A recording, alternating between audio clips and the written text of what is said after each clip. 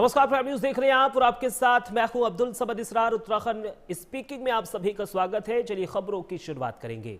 मुख्यमंत्री पुष्कर सिंह धामी का आज उत्तरकाशी दौरा है। चिन्यालीसोड़ में जन जन की सरकार में वो शामिल होते हुए नजर आएंगे। स्थानीय जनता की समस्याओं का समाधान मुख्यमंत्री पुष्कर सिंह धामी करेंगे। जनप्रतिनिधियों संग मुख्यमंत्री खास बैठक भी करते हुए नजर आएंगे। मुख्यमंत्री पुष्कर सिंह धामी के इस दौरे को लेकर प्रशासन अलर्ट हो गया है। सुरक्षा के पुख्ता इंतजाम किए गए हैं। दोपहर बाद वापस देहरादून लौट जाएंगे मुख्यमंत्री। तो देखिए, उत्तराखंड के मुख्यमंत्री पुष्कर सिंह धामी आज उत्तरकाशी के दौरे पर रहेंगे। मुख्यमंत्री देहरादून से हेलीकॉप्टर के जरिए चिन्यालीसोड़ के लिए रवाना होंगे। चिन्यालीसोड़ के विकास खंड कार्यालय में आयोजित जन जन की सरकार जन जन के द्वार कार्यक्रम में वो शिरकत करेंगे और जनता की समस्याओं का मौके पर ही निस्तारण करेंगे। इस दौरान मुख्यमंत्री स्थानीय जनप्रतिनिधियों और अधिकारियों के साथ समीक्षा बैठक भी करेंगे।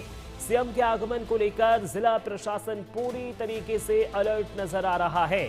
तो देखिए, आज मुख्यमंत्री पुष्कर सिंह धामी यहां पर बताया जा रहा है कि जन जन के द्वार जब कार्यक्रम में शिरकत करने के पहुंचेंगे तो यहां पर जो तमाम शिकायत लेकर, अपनी फरियाद लेकर जो लोग पहुंचे हुए होंगे, उनकी शिकायतों का मौके पर ही निस्तारण किया जाएगा। चिन्यालीसोड़ में जन जन की सरकार कार्यक्रम का क्योंकि आयोजन हो रहा है और इसी कार्यक्रम में शामिल होने के लिए मुख्यमंत्री पुष्कर सिंह धामी जनता के बीच पहुंच रहे हैं। इसी के साथ जनप्रतिनिधियों और तमाम बड़े अधिकारियों के साथ मुख्यमंत्री पुष्कर सिंह धामी बैठक भी करेंगे। सुरक्षा के विशेष इंतजाम किए गए हैं। प्रशासन पूरी तरीके से अलर्ट मोड पर नजर आ रहा है क्योंकि आज मुख्यमंत्री पुष्कर सिंह धामी उत्तरकाशी के दौरे पर रहेंगे और ये दौरा कई मायनों में अहम माना जा रहा है। कई घोषणाएं मुख्यमंत्री पुष्कर सिंह धामी उत्तरकाशी वासियों के लिए कर सकते हैं, ये भी माना जा रहा है। अधिकारियों के साथ जब वो बैठक करेंगे तो उत्तरकाशी में विकास प्रोजेक्ट को लेकर भी चर्चा करते हुए नजर आएंगे। इसी खबर पर ज्यादा जानकारी के लिए मदन सिंह हमारे संवाददाता देहरादून से लाइव जुड़ गए हैं। मदन, कितना महत्वपूर्ण ये दौरा है मुख्यमंत्री पुष्कर सिंह धामी का? अब्दुल, देखिए, निश्चित तौर पर बहुत ही महत्वपूर्ण ये दौरा है क्योंकि उत्तरकाशी का ये दौरा है और मुख्यमंत्री पुष्कर सिंह धामी तमाम उत्तराखंड की 13 जनपद हैं, सभी जगह दौरा कर रहे हैं और खासतौर से आज जो है जन जन की सरकार जन जन के द्वार की जो योजना चल रही है उसकी समीक्षा करेंगे मुख्यमंत्री पुष्कर सिंह धामी। और इस योजना का लाभ पूरे प्रदेश में लोगों को मिल रहा है। अभी तक जो है जिस तरीके से एक आंकड़ा सामने निकल करके आया है कि लगभग 50,000 शिकायतें आई थी, जिसमें कि 33,000 शिकायतों का त्वरित रूप से निस्तारण किया गया। तो इसके तौर पर इस योजना की जगह जगह चर्चा भी हो रही है और मुख्यमंत्री पुष्कर सिंह धामी की सीधे तौर पर निर्देश भी है कि जो भी शिकायत करता है उनकी शिकायत को सुना जाए और त्वरित रूप से उसका निस्तारण किया जाए और अगर समाधान वही स्थान पर नहीं होता है तो फिर उसके ऊपर जो कार्रवाई वो भी त्वरित की जाए क्योंकि राज्य की जनता की जो शिकायतें वो दूर होनी चाहिए। और आज मुख्यमंत्री पुष्कर सिंह धामी इस योजना के तहत उत्तरकाशी जिले में होंगे और चिन्यालीसोड़ में ये कार्यक्रम रखा गया है जहाँ पर तमाम कार्यकर्ता मौजूद रहेंगे, जनता वहाँ पर पहुंचेगी और निश्चित तौर पर मुख्यमंत्री पुष्कर सिंह धामी सभी से सीधे तौर पर संवाद भी करेंगे और लोगों की समस्या भी सुनेंगे और उसका निदान करने की भी पूरी कोशिश करेंगे। इसलिए निश्चित तौर पर यह दौरा आज कहीं ना कहीं उत्तरकाशी की जनता के लिए महत्वपूर्ण माना जा रहा है। जी समझ मदन, क्या हम इस दौरे को लेकर विधानसभा चुनाव से जोड़कर देख सकते हैं, क्योंकि विधानसभा चुनाव नजदीक है और ऐसे में एक के बाद एक अलग अलग जनपदों में मुख्यमंत्री पुष्कर सिंह धामी का जाना, सीधे जनता से कनेक्ट होना, वहां के विकास कार्यों की प्रगति की रिपोर्ट अधिकारियों से लेना, क्या इस बात का संकेत है? निश्चित तौर पर जिस तरीके से देखा जा रहा है कि मुख्यमंत्री पुष्कर सिंह धामी सभी जनपदों का दौरा कर रहे हैं क्योंकि 2027 में चुनाव है, तो सीधे तौर पर जहां वो अपने कार्यकर्ताओं से भी मिल रहे हैं तो वहीं लोगों की जो समस्या है उसके निदान की वो भी क्योंकि ज्यादा से ज्यादा लोगों से कनेक्ट करने की इस समय कोशिश की जा रही है क्योंकि अब जो है चुनावी मोड़ पर चाहे कांग्रेस हो या भारतीय जनता पार्टी दोनों ही दिखाई दे रही है। और जिस तरीके से भारतीय जनता पार्टी हमेशा से चुनावी मोड़ में रहती है और मुख्यमंत्री पुष्कर सिंह धामी जब भी किसी जनपद में जाते हैं तो वहाँ का पूरा जायजा, सुबह लोगों से मिलना और तमाम लोगों की शिकायतें सुनना, ये जो है पहले से ही देखा जा रहा है। उसी तौर पर जिस तरीके से अभी हाल ही में देखा गया है कि तमाम जनपदों में जाकर मुख्यमंत्री पुष्कर सिंह धामी सीधे लोगों से कनेक्ट हो रहे हैं, तो निश्चित तौर पर 2027 का जो चुनाव है उसकी तैयारियों को भी साफ तौर पर देखा जा सकता है। ठीक है, बहुत बहुत शुक्रिया मदन, तमाम जानकारी हमारे साथ साझा करने के लिए। चलिए अब खबरों में आगे बढ़ेंगे। उत्तराखंड के जिला न्यायालयों को धमकी मिलने के बाद कानून व्यवस्था पर कांग्रेस ने बड़ा हमला बोला है। 9 साल से बेलगाम है कानून व्यवस्था, ये कांग्रेस की ओर से बड़ा आरोप लगाया गया है। कांग्रेस ने कहा है कि सरेआम मर्डर हो रहे हैं और सरकार मस्त है, धाकड़धामी नाम सिद्ध करें, ये कांग्रेस की ओर से मांग की गई है। तो देखिए उत्तराखंड में सुरक्षा व्यवस्था और गिरती कानून व्यवस्था को लेकर सियासी घमासान तेज हो गया है। नैनीताल और देहरादून समेत प्रदेश के कई जिला न्यायालयों को बम से उड़ाने की धमकी भरे ईमेल मिलने से हड़कंप मचा हुआ है और अब इसी मुद्दे पर सरकार को घेरते हुए कांग्रेस महामंत्री राजेंद्र शाह ने तीखा प्रहार किया है। उन्होंने कहा है कि प्रदेश में अपराधी बेखौफ हैं और दिन दहाड़े कत्ल हो रहे हैं। शाह ने आरोप लगाया कि मंत्रियों और अधिकारियों में शासन का कोई खौफ नहीं बचा है। उन्होंने मुख्यमंत्री को नसीहत देते हुए कहा है कि धाकड़धामी केवल नाम नहीं बल्कि काम से भी अपनी धमक सिद्ध करें। देखिए कांग्रेस की ओर से ये बड़ा कटाक्ष किया गया है, सरकार को कटघरे में खड़ा किया गया है। कांग्रेस ने कहा है कि सरेआम मर्डर हो रहे हैं, लूटपाट हो रही है, लेकिन सरकार मस्त है। उत्तराखंड के अंदर कानून व्यवस्था बेलगाम हो रखी है, सारे मंत्री मस्त हैं। ज्यादातर मंत्री जो है धन इकट्ठा करने में लगे हुए हैं अपनी 5-5 पीढ़ियों के लिए। उनको फुर्सत नहीं है कि उत्तराखंड की जनता के बारे में वो सोच सके। ये कोई नई बात नहीं है धमकी मिलना। जब सरेआम 5-6 मर्डर हो जाते हैं, यहाँ पर सरेआम कत्ल कर दिया जाता है, उससे ज्यादा बड़ी बात ये तो धमकियां हैं। लेकिन जब सरेआम कोई कत्ल करके भाग जाता है, उसकी भी आज तक जो है जांच नहीं हो पा रही है, उसके खिलाफ ये कार्रवाई नहीं कर पा रहे। जो खौफ एक अपराधियों के होना चाहिए पुलिस का, वो खौफ खत्म हो चुका है। और जो मुख्यमंत्री की हनक होनी चाहिए, चाहे मंत्रियों में हो चाहे क्षेत्र में, वो हनक भी मुझे लगता है अब खत्म होती जा रही है। इसलिए जो लोग कहते हैं धाकड़धामी जी, मेरा निवेदन है उनसे कि धाकड़धामी जी इतनी बड़ी पदवी आपको दी हुई है, जरा दिखाइए इस आखिरी चुनावी वर्ष में क्या है भी आप धाकड़ या नहीं है। चलिए खबरों में आगे बढ़ेंगे। 4 धाम हेली सेवा अब और भी ज्यादा सुरक्षित होगी। धामों में पहली बार लगेगा एटीसी सिस्टम। केदारनाथ में एटीसी सिस्टम लगाया जाएगा, बद्रीनाथ धाम में भी एटीसी सिस्टम लगाया जाएगा और इससे धुंध और खराब मौसम पर पैनी नजर रहेगी। हेलीकॉप्टरों की भी अब पल पल की लाइव ट्रैकिंग की जाएगी। 25 फरवरी तक हेली सेवा का टेंडर पूरा होगा।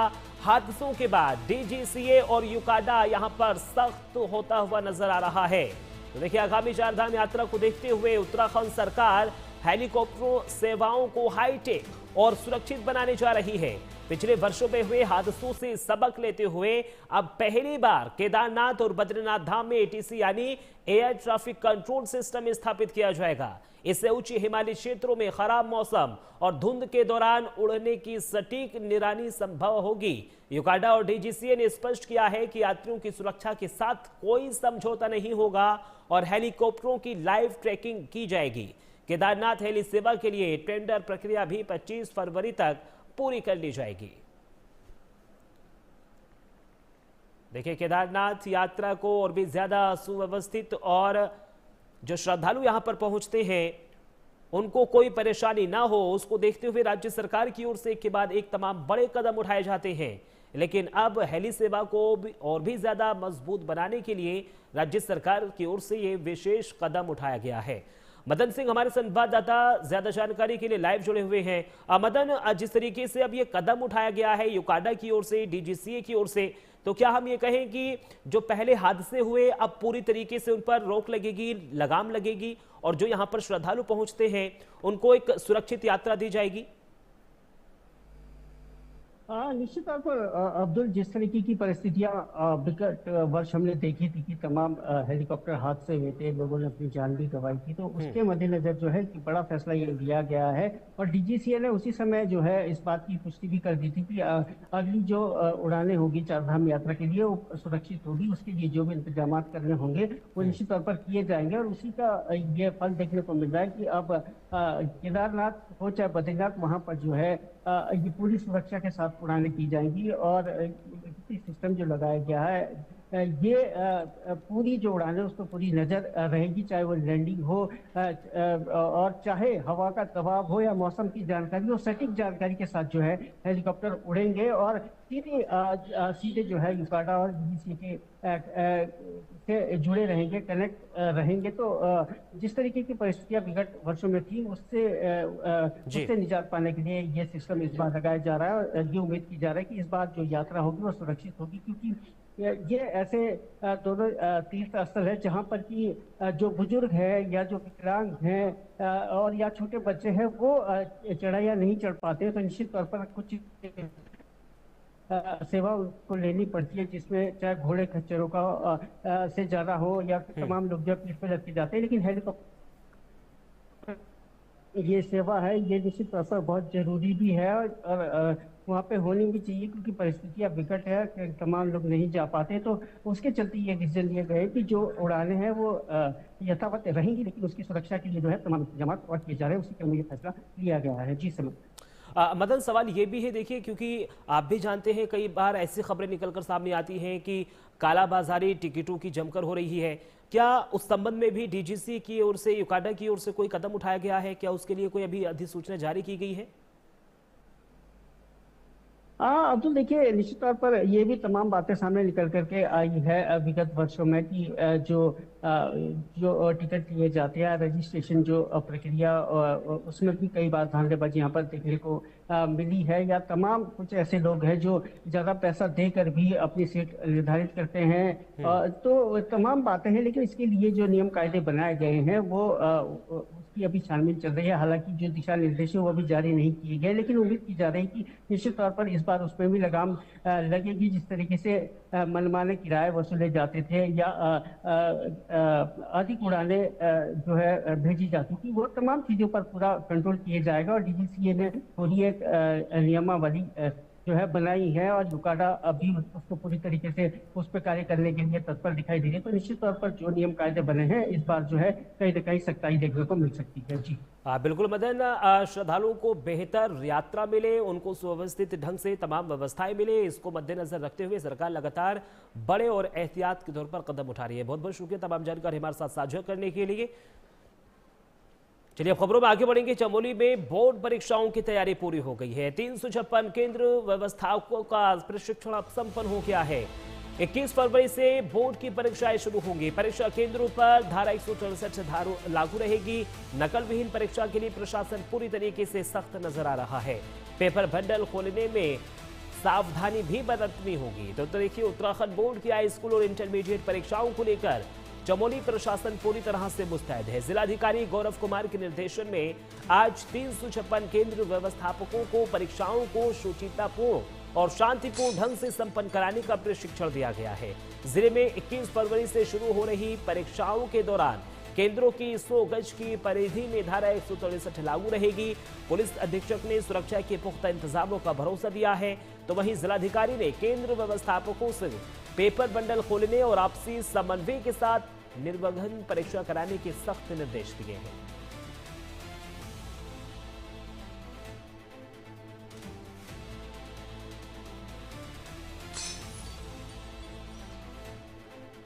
देखिए, चमोली में बोर्ड परीक्षाओं की तैयारी लगभग पूरी हो चुकी है। अध्यापकों को प्रशिक्षण दिया गया है। 356 केंद्रों पर ये प्रशिक्षण जो चल रहा था वो फिलहाल संपन्न हो गया है। 21 फरवरी से बोर्ड की परीक्षाएं शुरू हो रही हैं। परीक्षा केंद्रों पर विशेष तौर पर सख्ती बरती जाएगी। स्टैटिक मजिस्ट्रेटों की भी यहां पर तैनाती रहेगी। साथ ही साथ यहां पर पुलिस बल को भी तैनात किया जाएगा। नकल विहीन परीक्षा कराने को लेकर प्रशासन पूरी तरीके से मुस्तैद नजर आ रहा है।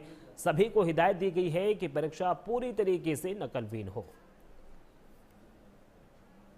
21 फरवरी से हमारी परिषदीय परीक्षाएं 10वीं और 12वीं की होना प्रस्तावित है। उसके क्रम में आज सभी केंद्र व्यवस्थापक अन्य अधिकारीगण के साथ एक बैठक की गई। सीओ साहब, एसपी साहब, सीओ साहब, अन्य सभी अधिकारीगण उपस्थित रहे। मुख्य रूप से परीक्षाओं में क्या सावधानियां बरती जानी है, किस तरह से कार्रवाई की जानी है ताकि परीक्षाओं की शुचिता बनी रहे और कोई भी अनटुवर्ड इंसिडेंट इस तरह का ना हो, इसके लिए आज वो सारी बातें की गई।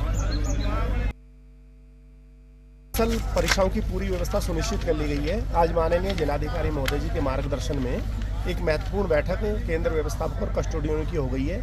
हमने जो परीक्षा केंद्र बनाए हैं, हमारे मिश्रित परीक्षा केंद्र यानी कि हाई स्कूल और इंटरमीडिएट के 101 केंद्र हैं और एकल यानी कि हाई स्कूल वो हमारे 6 केंद्र हैं। इन केंद्रों पर हमारे 9,224 बच्चे परीक्षा देंगे और इसमें सभी जगह कक्ष निरीक्षकों की टोटल तैनाती कर दी गई है और माननीय जिलाधिकारी महोदय जी के सहयोग में और उनके मार्गदर्शन में जो जो दिक्कतें हैं बताई गई उनका भी समाधान कर दिया गया है और हम पूरी तरह तैयार हैं पहले की तरह सुचितापूर्ण परीक्षा करने के लिए। बच्चों के प्रति विशेष रूप से निर्देश दिया गया है केंद्र व्यवस्थापकों को कि बच्चों के प्रति बेहद संवेदनशील रहें, क्योंकि बच्चे परीक्षा जो है बच्चों के लिए ये है कि यदि कोई नियम में 30 मिनट का हमारा नियम है, यदि किसी कारण से दूरस्थ क्षेत्र है बच्चा 2, 4, 5 मिनट लेट हो जाता है, उसको कदापि परीक्षा से न रोका जाए और परीक्षा केंद्र के कक्षों में कोई भी अध्यापक मोबाइल का प्रयोग नहीं करेगा। खबरों में आगे बढ़ेंगे। भराड़ीसैंण विधानसभा में 9 मार्च से बजट सत्र की शुरुआत हो रही है। गैरसैंण में पेश होगा धामी सरकार का बजट। 9 से 13 मार्च तक ये बजट सत्र चलेगा। 11 मार्च को राज्य का बजट पेश किया जाएगा। विधानसभा सचिवालय को सरकार ने पत्र भी भेज दिया है। अब राज्यपाल की अनुमति के बाद अधिसूचना जारी की जाएगी। ग्रीष्मकालीन राजधानी में सत्र की जोरदार तैयारियां इस वक्त शुरू हो गई हैं। तो देखिए, उत्तराखंड की ग्रीष्मकालीन राजधानी गैरसैंण के भराड़ीसैंण विधानसभा में 9 मार्च से बजट सत्र का आगाज होने जा रहा है। धामी सरकार 9 से 13 मार्च तक चलने वाले इस सत्र में आगामी वित्तीय वर्ष का बजट पेश करती हुई नजर आएगी। विधायी एवं संसदीय कार्य विभाग ने इस संबंध में विधानसभा सचिवालय को पत्र भी भेज दिया है। राज्यपाल की औपचारिक अनुमति मिलते ही इसकी अधिसूचना जारी कर दी जाएगी। सरकार इस सत्र के दौरान प्रदेश के विकास के लिए कई महत्वपूर्ण विधेयकों और दूरगामी योजनाओं पर चर्चा कर सकती है। देखिए, विधानसभा सचिवालय को बाकायदा सरकार की ओर से पत्र भेजा गया है। अब राज्यपाल की अनुमति के बाद अधिसूचना जारी की जाएगी। ग्रीष्मकालीन राजधानी में सत्र की जोरदार तैयारियां भी शुरू हो गई हैं। देखिए, 9 मार्च से बजट सत्र की शुरुआत हो रही है। गैरसैंण में धामी सरकार बजट पेश करेगी। 9 से 13 मार्च तक ये बजट सत्र चलेगा। माना जा रहा है कि विपक्ष की ओर से भी इस दौरान तमाम सवाल राज्य सरकार से पूछे जा सकते हैं, यानी विपक्ष की ओर से बजट सत्र के दौरान हंगामा किया जा सकता है। फिलहाल अभी राज्यपाल की अनुमति मिलनी बाकी है। जैसे ही राज्यपाल अनुमति देते हैं उसके तुरंत बाद बजट सत्र की शुरुआत हो जाएगी।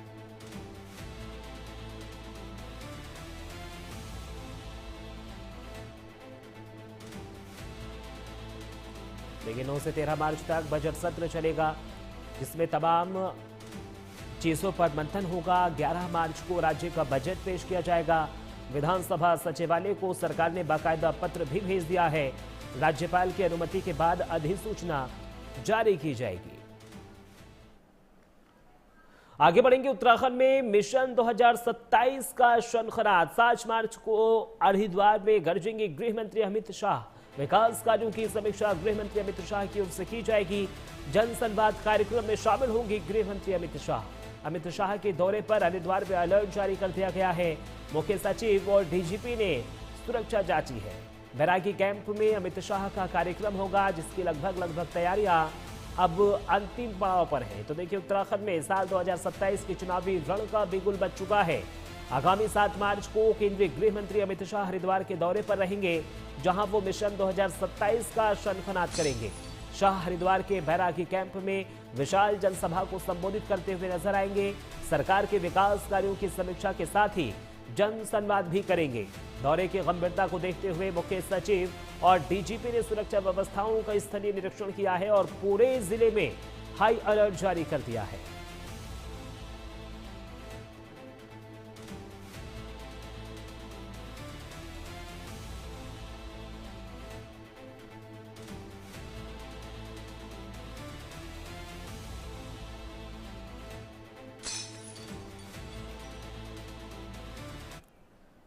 खबरों में आगे बढ़ेंगे। दून अस्पताल पहुंचे हैं मुख्यमंत्री पुष्कर सिंह धामी। मरीजों और तीमारदारों से फीडबैक लिया है। सीएम धामी ने अस्पतालों में जांची हैं व्यवस्थाएं। स्वास्थ्य सेवाओं में लापरवाही बर्दाश्त नहीं होगी, ये मुख्यमंत्री पुष्कर सिंह धामी की ओर से साफ निर्देश अधिकारियों को दिए गए हैं। प्राइवेट अस्पताल जैसा भरोसेमंद बने सरकारी अस्पताल, ये भी सीएम धामी की ओर से निर्देश दिए गए हैं। साफ सफाई और दवा उपलब्धता के सख्त निर्देश मुख्यमंत्री पुष्कर सिंह धामी की ओर से दिए गए हैं। तस्वीरों में देख सकते हैं मरीजों से मुख्यमंत्री पुष्कर सिंह धामी ने मुलाकात की है, उनके परिजनों से फीडबैक लिया है। क्या अस्पताल में व्यवस्थाएं दुरुस्त है, उनको समय पर दवाइयां मिल रही हैं, अस्पताल में जो प्रशासन है, डॉक्टर हैं, वो कैसा व्यवहार आप लोगों से कर रहे हैं, तमाम फीडबैक लेते हुए मुख्यमंत्री पुष्कर सिंह धामी नजर आए हैं। तो देखिए, बीती रात अचानक दून मेडिकल कॉलेज चिकित्सालय मुख्यमंत्री पुष्कर सिंह धामी पहुंच गए। मुख्यमंत्री के इस औचक निरीक्षण से अस्पताल प्रशासन में हड़कंप मच गया। सीएम ने इमरजेंसी वार्ड से लेकर दवा वितरण केंद्र और स्वच्छता व्यवस्थाओं का बारीकी से जायजा लिया। उन्होंने खुद बेड तक जाकर मरीजों और तीमारदारों से बातचीत की और मिल रहे इलाज के बारे में जानकारी दी। मुख्यमंत्री ने अधिकारियों को दो टूक लहजे में कहा है कि सरकारी अस्पतालों की सेवाएं निजी अस्पतालों के समक्ष बेहतर होनी चाहिए और स्वास्थ्य सेवाओं में किसी भी तरह की कोताही बर्दाश्त नहीं की जाएगी।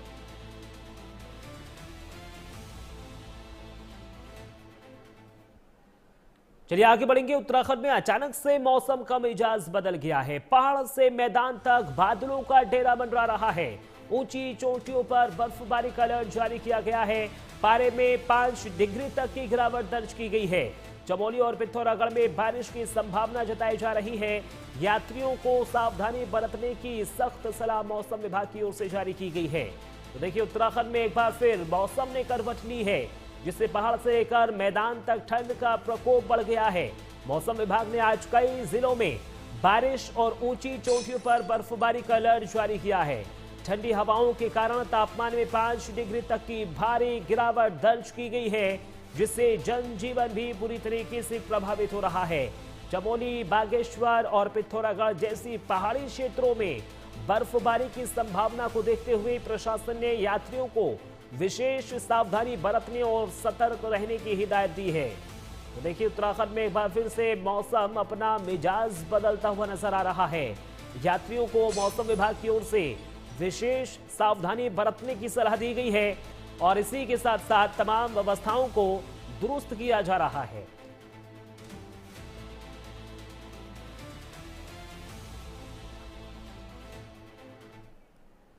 चलिए आगे बढ़ेंगे। उत्तराखंड की पौड़ी में आज सुबह से ही मौसम का मिजाज पूरी तरह से बदल गया है। आसमान घने बादलों से घिरा है और रुक रुक कर लगातार हल्की बूंदाबांदी ने जिले में एक बार फिर ठंड बढ़ा दी है।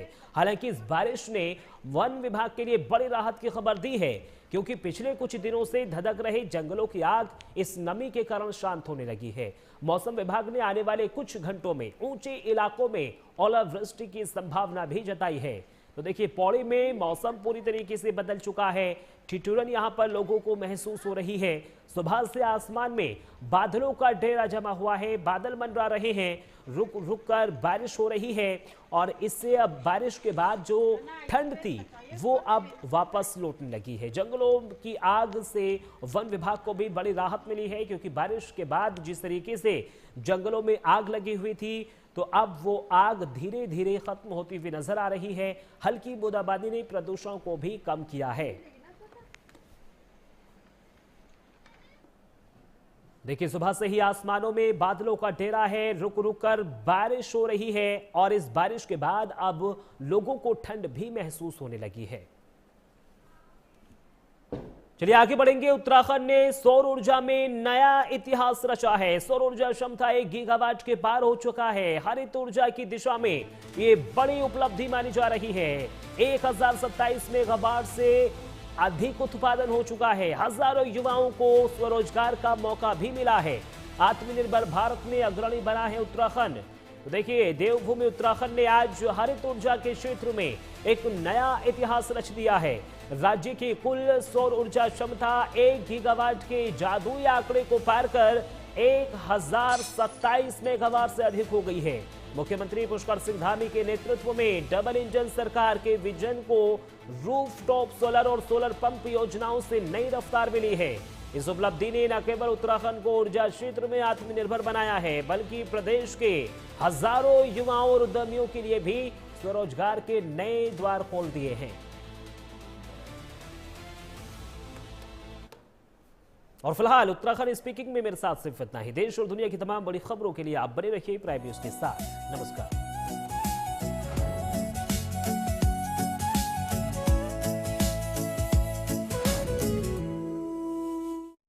तेरी